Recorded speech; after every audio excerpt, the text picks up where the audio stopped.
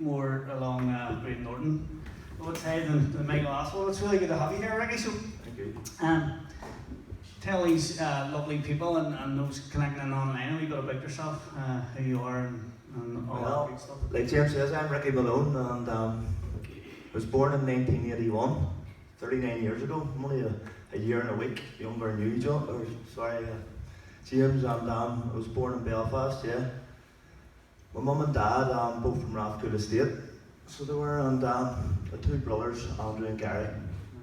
My mum from previous relationships. So yeah, that's a bit about myself. That's you. And what do you do with yourself for a living? What are you doing at the moment? I'm a singer-singler. Don't know if any of you know what that is. Like a rigger, no? No, it's not a cowboy or anything like that. I work with tower cranes. I basically give the tower crane directions, so yeah, he basically listens to what I have to say, you know. Okay. So yeah, so. Brilliant. So, your mum and dad were both from Rathcoole. You were born in 1981, so you're younger than me, so I already don't like you. But tell us a wee bit about your childhood. What was your childhood like growing up and all that good stuff? Yeah, School well, and all that. my mum and dad, when I came along, they moved to Ballyduff, a few miles up the road. And my childhood was brilliant, growing up around Ballyduff Estate, so it was, I had a big passion for football. So football was my passion, like from morning to night. You always see me at a football at my feet, absolutely love football, and yeah, I had a good childhood, so I did, and would have been at various associations, scouts and stuff like that, and army cadets growing up around the estate, so yeah. My first introduction to church would have been Ballyduff Gospel Hall. So Jim Moore was the minister there, and still is to this day. So I learned something in that church. It stands with me to this day. The Lord's Prayer, and it stood with me all my life. So yeah, it was good. Yeah. Okay, so you grew up in Ballyduff, had a good childhood, and you were introduced to God in the Gospel Hall, and I think Jim's still going strong. It's brilliant. But what was the turning point for you when things started changing in your life and you started to kind of go down a different path? Well, it was about P6, and I started to notice my mum and dad were arguing a lot, so I did, and drinking a lot also. My mum and dad were both alcoholics, and this arguing developed into violence. They were never violent towards me, but I would see they were fighting and arguing quite regular. My mum would go out on a Friday night and wouldn't come back till Monday morning, sometimes Sunday, you know, and I wouldn't see her all weekend. And it was hard, you know, and I could sort of see, like, they weren't getting on, you know, and the drink had a big effect too. Throughout that time, it wasn't long after that, it was about P7, my mum had told me that Andrew and Gary weren't my real brothers, you know, like Andrew belonged to my mum and Gary belonged to my dad. So I think she was getting me ready for what she was about to do, you know, and what she was about to do, she was about to move out and leave my dad. So she came to me one night, and I'll never forget it, it was about P7 now, and she came to me and she says, "Look son, I'm moving out and I'm taking Andrew with me. Would you like to come?" I can't remember ever asking me, but I don't hold this against my mum, you know. Yeah. But I hated my mum for years. My mum moved out, and she moved in with a fella a few miles down the road, Green Island. And I absolutely hated my mum for this.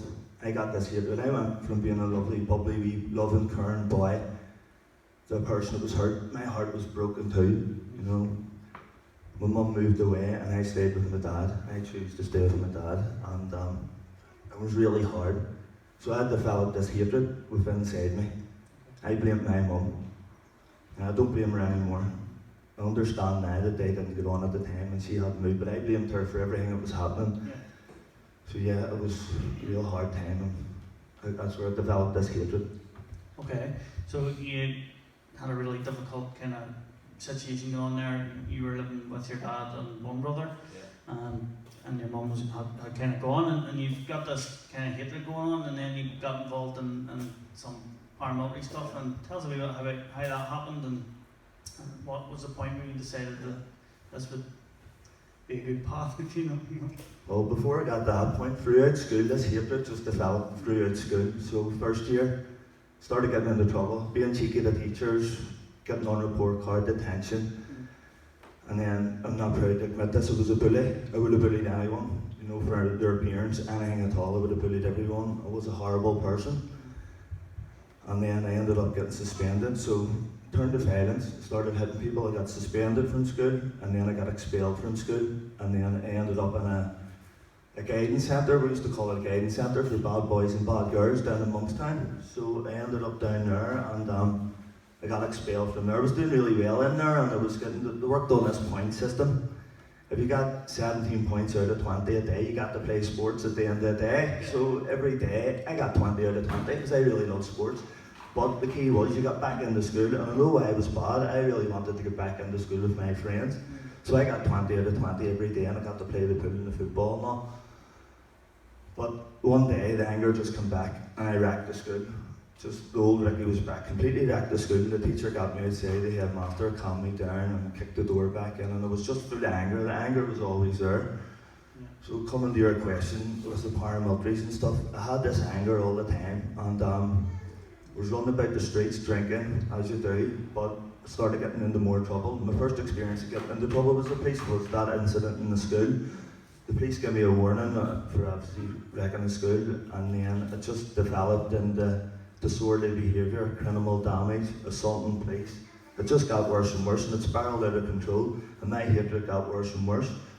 So associated with a few fellas who run about the Shankill, and my hatred, I had something to take my hatred out on. These boys were associated with people who were prolific in the troubles of killing Catholics, and my hatred, I wanted to kill Catholics. I hated Catholics more than anything.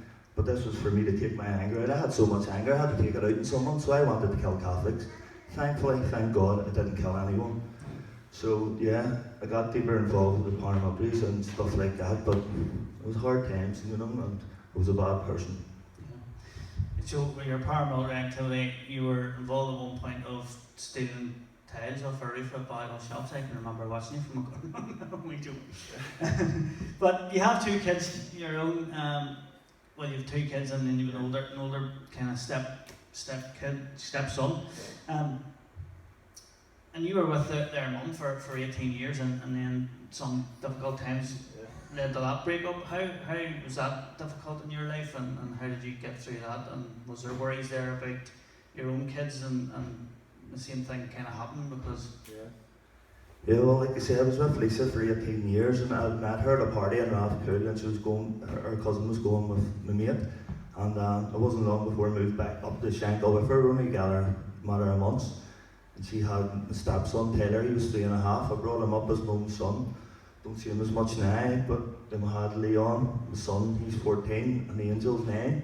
But I moved up to Shankill, and we're living together, and a feud had started up at Shankill, and this is when I realised, they were killing Protestants. I didn't want to kill Protestants. I was still hating Catholics, you know what I mean? This is when I began to realise, why did I want to kill anyone? Why did I have this hatred in my body? Yeah. So I moved the family out of the Shankill, and we moved down into the safety of Ballydoff where we were, But yeah, back to your question, isn't it? So, yeah, were you worried then, because you obviously you were coming to a point where your relationship with your partner was struggling, and that was coming to an end, and how you worrying about your kids kind of taking a path that you took the path because you understood kind of what it was like to walk that path? Yeah, well, coming towards the end of our relationship, we weren't really getting on, and it was a hard time. I wanted us to stay together because I didn't want my kids going through what I don't want to get up and leave, because I knew the hurt I experienced myself, and no matter what was going on between me and her, I'm not going to sit here and betray myself to be a perfect man.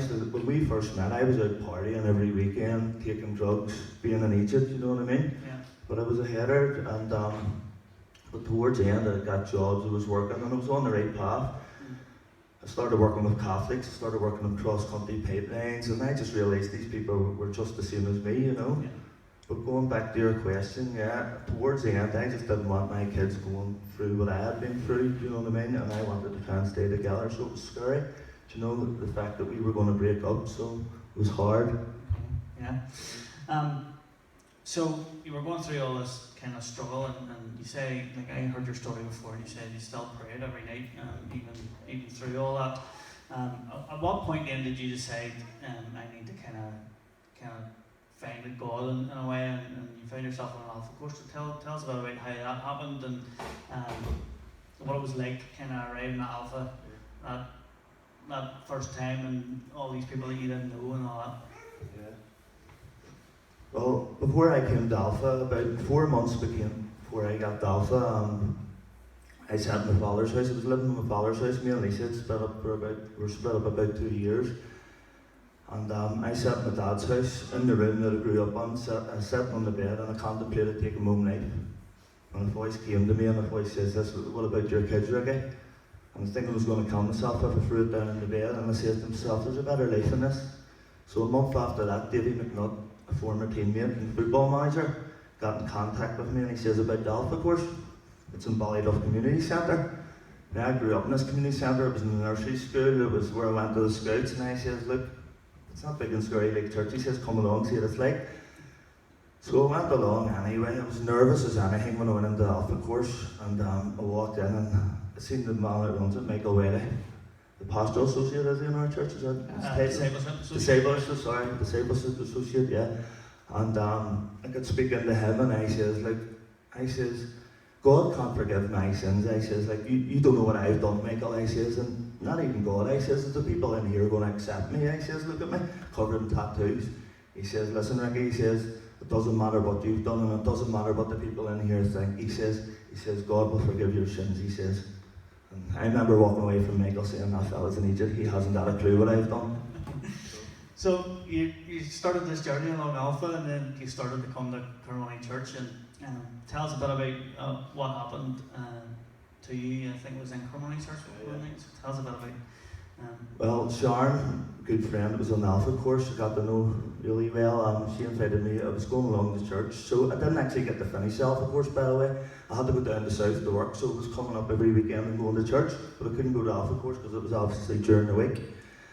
So I was going to church with Sharon, but I didn't know any Christians, didn't have any Christian friends really. And I was going to church, and it was on the 3rd of March last year at the Holy Communion. And I went down, got the bread and got the wine, and to be honest, it's still by a stage I didn't even know what it was for. A good idea, but so I went down and I got the bread and got the wine, and I remember coming up the back of the church and sitting down, and I was just completely overcome with emotion. I mean, my body was trembling, and I know that the Holy Spirit entered into my body this night on the 3rd of March last year. And I was trembling, and I remember looking up. John, our minister, doesn't know this, but I remember looking down the end of the church and seeing John, and he was looking straight back up at me, and I was thinking, did he know something about this too? But on that night, I asked the Lord into my heart, and my life has completely been transformed ever since then. Awesome, absolutely brilliant, man. So, your life has literally transformed. Tell us a bit about that, and tell us a bit about how your friends and family reacted to you, and even people that you knew from your paramilitary. Well, my friends and family, to be honest, the friends in my past, there was only 2 or 3 left. These people weren't my friends, they were associates, but I've still got 2 or 3 good friends, from the past, and I'm encouraged by that. But they were really, at the start, my whole life, I've been fearless my whole life.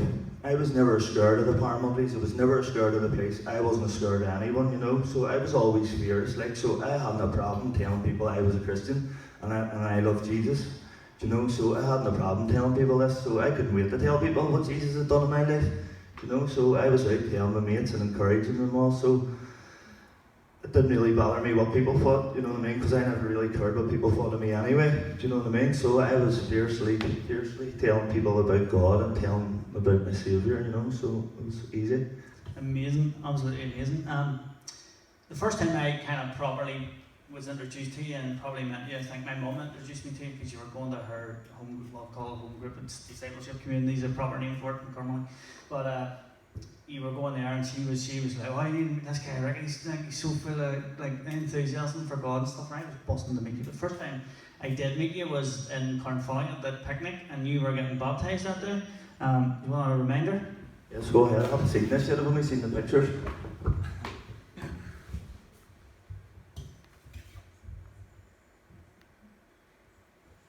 Oh, here, I need to share a screen, don't I? Don't mind my big face looking in here, guys. This is off Lindsay's Facebook, by the way. Right. Oh no, I'm not on Facebook, never been on it. Heard too much bad stuff about it.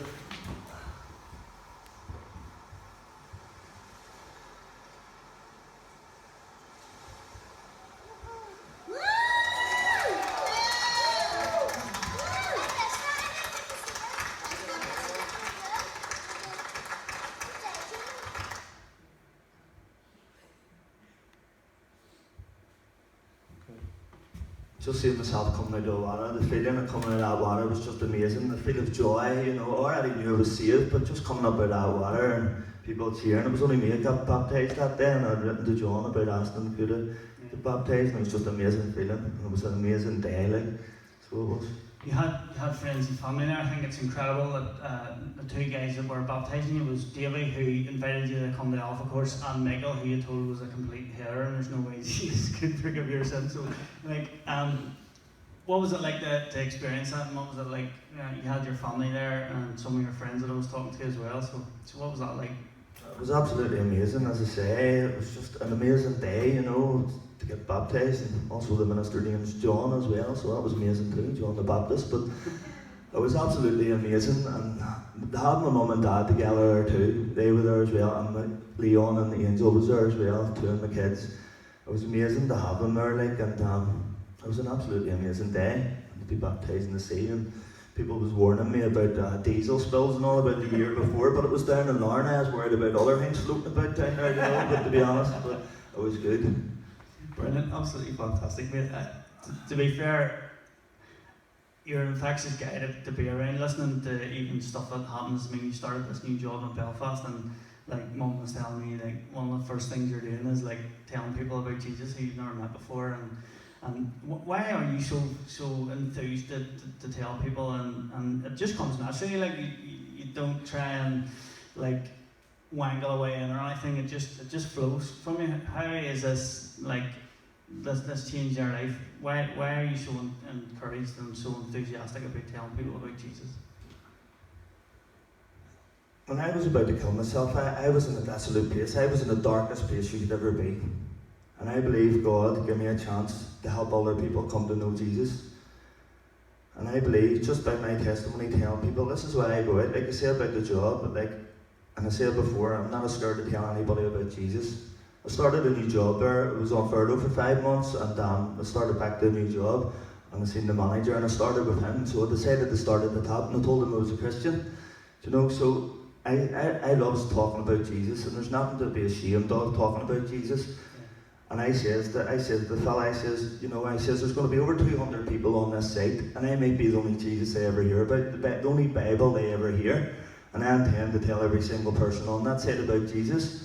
So like you say, like, I just love talking about it, and I love spreading the gospel, and that's the only way people's going to get to hear it. We need to be telling people about it, you know, and it's nothing to be ashamed of, you know. So amazing, man. So you kind of grew up in a loyalist area and involved in loyalist paramilitaries and all that stuff. We're sitting here as a church on the edge of Brownhill Estate, which is a loyalist estate in East Belfast. So how do you think we can be relevant to people like you who are in need and in that situation that you find yourself in?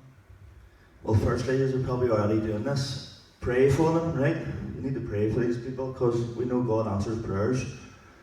Firstly, pray for them and be a witness. Don't be scared to tell people about God. Get out into the community.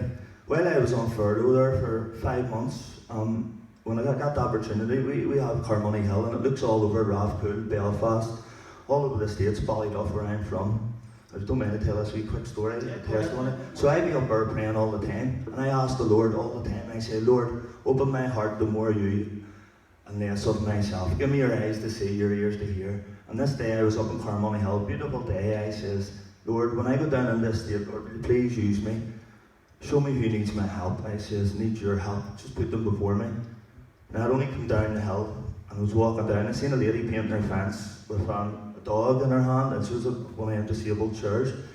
And I says, you shouldn't be doing it. I says, give me the paintbrush and I'll do it for you. And she says, you know what? She says, I'll do it myself. And I thought she was too proud. And I said, you sure? And she said no again. And when I went to turn and walk away, I says, look, just give me the paintbrush and I'll paint it for you. And she looked up at me and smiled. I says, well, make yourself a cup of tea. So I started painting the fence. Now this is after 15 minutes after being up praying. She came out 10 minutes later. She says, do you mind if I tell you something? I says, no, go ahead. She says, as you were walking down there, she says to me, she says, I was listening to the radio, and do you know that preacher, some Billy Graham? I says, yeah, Franklin. He was on the radio and he was talking about hope. She says, I lost all hope. She says, I didn't have hope in anyone. She says, 9 people had come down here and asked me, and said to me, you should be doing it, but not one of them says, would you do it? She says, as soon as I heard that, I looked up and you were walking down, she says, and you took the paintbrush out of my hand. That doesn't stop there, right? So I was painting the fence, and the paint was really thin. There was an orange fence, and it was a green paint, really light. And I says, it's going to take about 50 coats to do this, right? So I looked up, I says, Lord, you could have got me better painting this. While I was painting, I had 3 opportunities that day to talk to people in the estate. There was 2 girls next door and a fella that I know who used to be associated with the paramilitaries. He came to me and he says this, he says, I was telling him about him saved and all, and I've never been happier. And he says, aye, well, God won't save me. He says, I says, well, he not. I says, why is that? He says, because I'm mad. I pointed to the shop roof. He says, I was on this roof for 4 hours ranting one night with the rat place. I says, do you remember me being top bad shot roof? He says, I do. I says, were you mad at me? He says, no. I says, well, he saved me, he can save you too. And again, the next day, I didn't get it finished. They come up the next day and do another coat of paint on it. Next day, I get talking to another 2 people about God. And that's what it's all about. You just need to talk about it. You know, I've read the Bible, I've read all the New Testaments, I'm on the Old Testament, it's very hard, but you need to be learning all the time, you know what I mean? I don't understand half of it, but the fact that I'm taking it in, that's what it is. But you need to be taking it in and you need to be telling people about God. Do you know what I mean? So yeah. Fantastic, man. Absolutely brilliant. Again, I just want to thank you so much for coming, you and Lisa, and for sharing your story with us. It's amazing to hear how God's working in your life and how enthusiastic you are. And I know people in the estate who have been impacted by your story and impacted just by your friendship and how you try to help people. So let's just encourage you in that and keep going.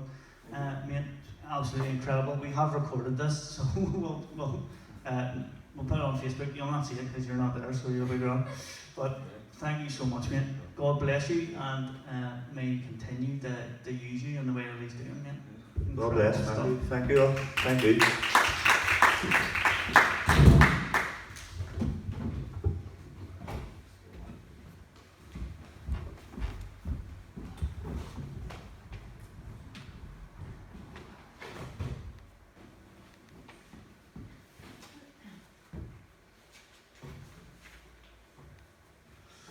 Ricky, I was really looking forward to hearing that, and you did not disappoint. That was such a great story, and I knew I would like it, but I liked it even more to find out you're a Newton boy, because I'm Ferna, born and raised.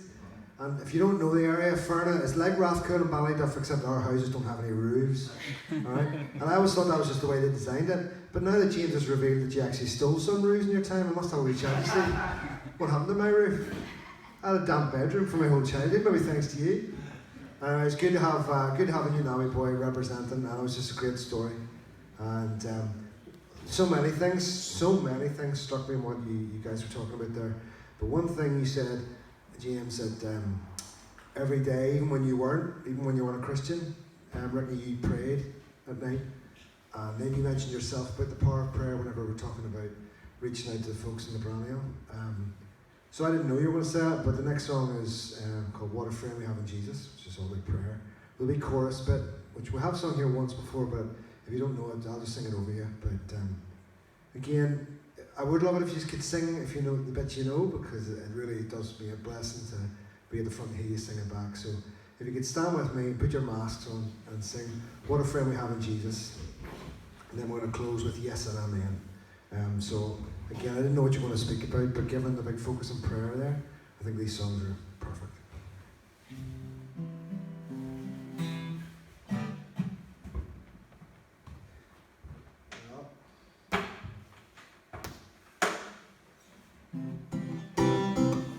Don't know what I did there. Technical genius.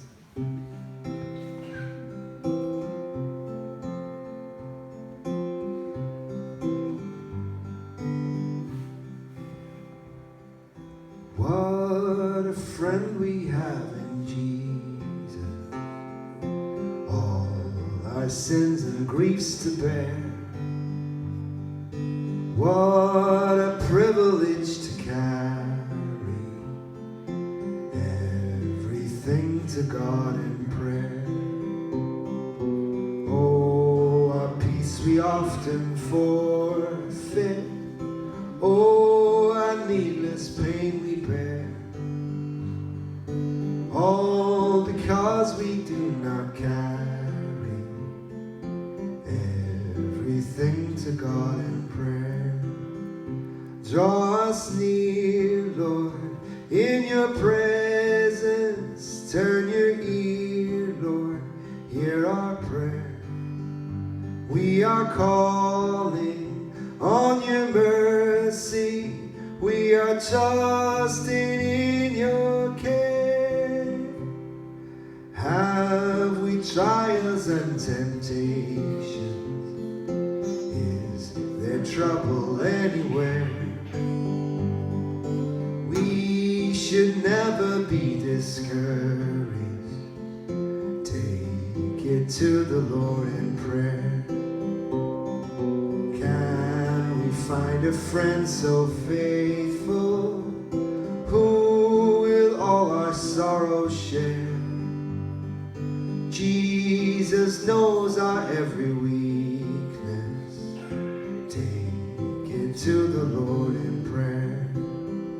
Draw us near, Lord, in your presence. Turn your ear, Lord, hear our prayer. We are calling on your mercy. We are trusting in your care.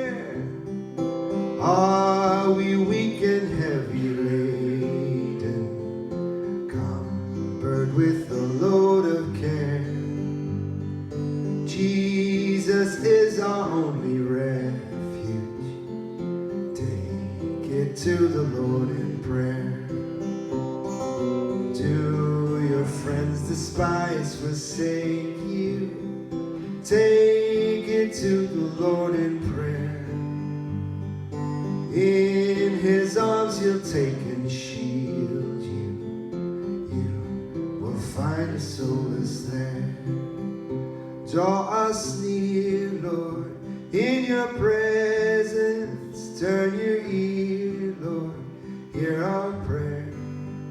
We are calling on your mercy. We are trusting in your care. Draw us near, Lord, in your presence. Turn your ear, Lord, hear our prayer. We are calling on your mercy. We are trusting in your care.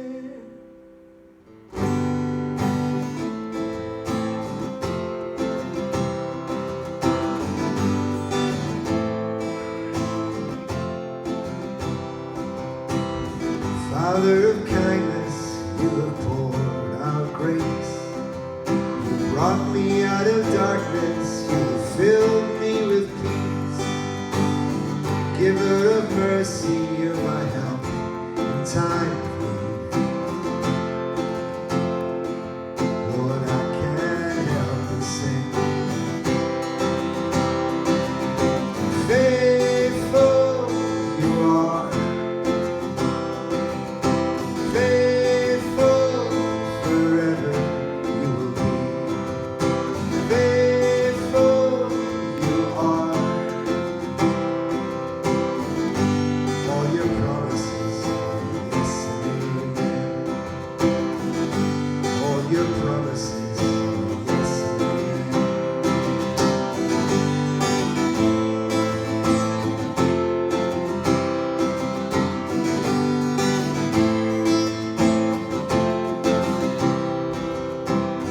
Beautiful Savior, you have brought me near. You pulled me from the ashes, you have broken every curse. Blessed Redeemer, you have set this captive free. Lord, I can't help but sing.